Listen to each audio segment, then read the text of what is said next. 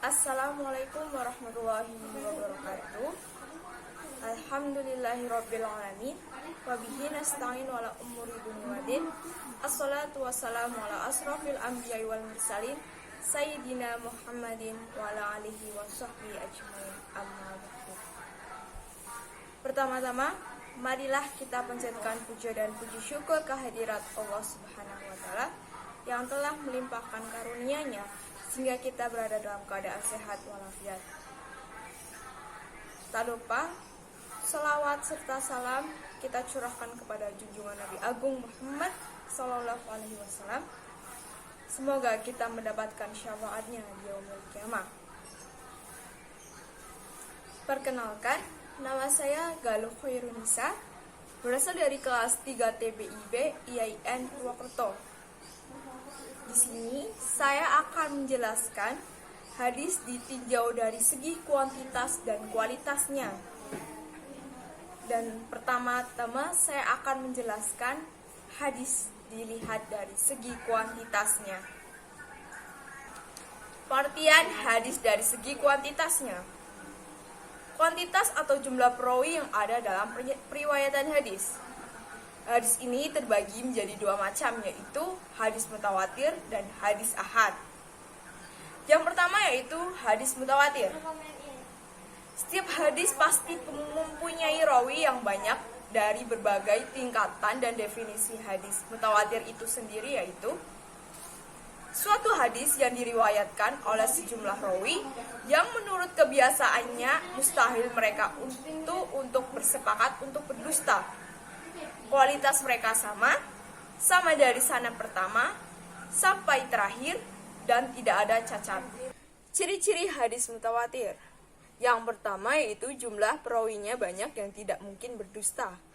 Dan yang kedua, jumlah rawinya seimbang dalam semua tingkatan.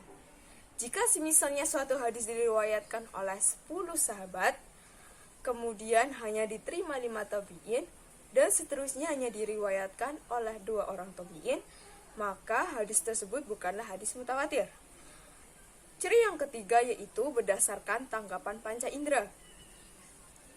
Warta yang benar-benar disampaikan itu benar-benar hasil dari pendengaran atau penglihatan, bukan pemikiran atau teori-teori yang mereka temukan.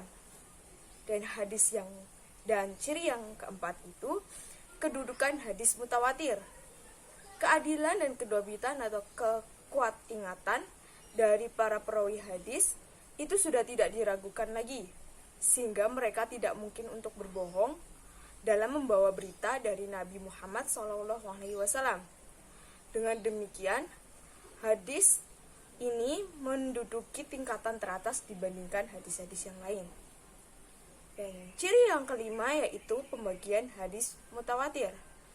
Ada hadis mutawatir lafzi dan juga ada hadis mutawatir maknawi. Mutawatir lafzi ini ialah hadis yang diriwayatkan oleh orang banyak dan susunan redaksinya maknanya benar-benar sama antara riwayat yang satu dengan yang lainnya. Sedangkan mutawatir maknawi ini ialah yang rawinya banyak tetapi redaksinya berbeda-beda. Hadis yang kedua dari segi kuantitasnya yaitu hadis ahad. Yang dimaksud dengan hadis ahad yaitu hadis yang diriwayatkan oleh 1, 2 orang atau lebih namun tidak mencapai tingkatan mutawatir. Artinya pada tiap-tiap tobaqoh atau tingkatan jumlah rawi hadisnya biasanya terdiri dari 1 atau 2 atau 3 rawi dan tidak mencapai derajat. Dan hadis ini dibagi menjadi 3, yaitu hadis masyhur, hadis aziz, dan hadis gharib. Hadis ahad yang pertama yaitu hadis masyhur. Hadis yang diriwayatkan oleh 3 orang atau lebih, namun belum mencapai derajat masyhur. Hadis masyhur adalah termasuk paling tinggi sebab perawi hadisnya paling dekat untuk mencapai derajat mutawatir. Hanya saja pada salah satu tingkat rawinya tidak mencapai derajat mutawatir. Dan hadis yang kedua yaitu hadis aziz. Hadis yang diriwayatkan oleh 2 orang pada satu hobaqoh, kemudian pada hobaqoh selanjutnya banyak rawi yang meriwayatkannya. Dan Dari definisi tersebut, bahwa yang dimaksud dengan hadis aziz yaitu hadis yang pada salah satu atau setiap hobakohnya atau tingkatan rawinya hanya dijumpai 2 rawi saja. Pengertian hadis gharib.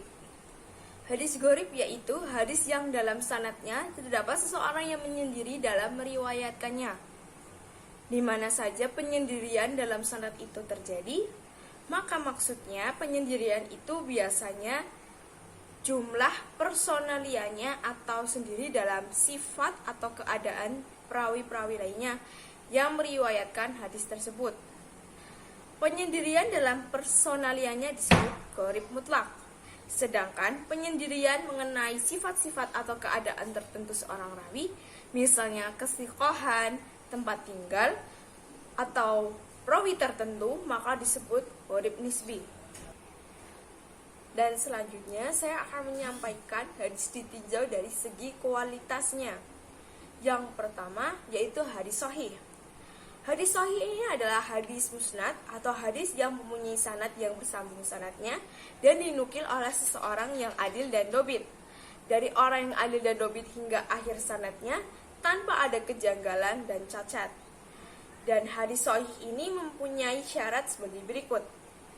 Yang pertama, hadisnya musnad.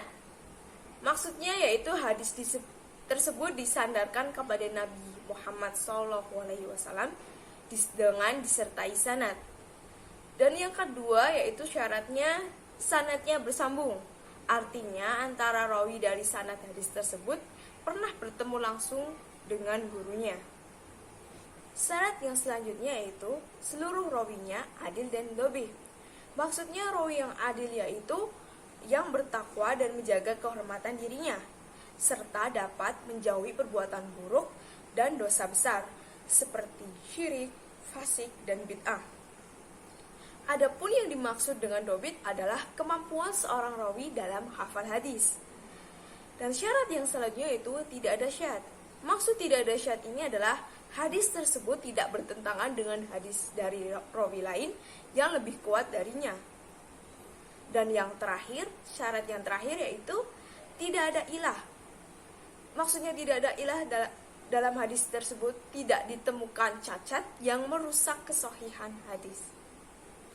Hadis sahih diklasifikasikan menjadi 2 yaitu sahih li qat'i dan sahih li ghairihi. Sahih li qat'i ini adalah hadis yang memenuhi syarat seperti rawi harus adil, rawi kuat ingatannya atau lebih, syaratnya tidak putus, matanya tidak mempunyai cacat dan tidak ada kejanggalan. Dan sahih li ghairihi yaitu sahih karena yang lainnya, yakni menjadi sahih karena dikuatkan oleh sanad atau keterangan lain. Dan yang kedua yaitu hadis hasan. Hadis hasan yaitu kata hasan berasal dari kata al-husnu yang berarti al-jamalu, kecantikan atau keindahan. Adapun tentang definisi hadis hasan yaitu hadis yang dalam sanadnya tidak terdapat orang yang tertuduh bohong. Hadisnya tidak janggal, tidak hanya dalam satu jalur rawi saja. Yang ketiga yaitu hadis dhaif. Hadis dhaif yaitu hadis yang tidak memenuhi syarat diterimanya suatu hadis, dikarenakan hilangnya salah satu syarat dari beberapa syarat-syarat yang ada. Dari definisi tersebut, dapat dikatakan bahwa jika salah satu syarat dari beberapa syarat diterimanya suatu hadis tidak ada, maka hadis tersebut diklasifikasikan ke dalam hadis dhaif. Demikian penjelasan dari saya tentang hadis ditinjau dari segi kuantitas dan kualitasnya. Semoga bermanfaat bagi kita semua, dan kurang lebihnya mohon maaf jika ada tutur kata yang kurang berkenan. Wassalamualaikum warahmatullahi wabarakatuh.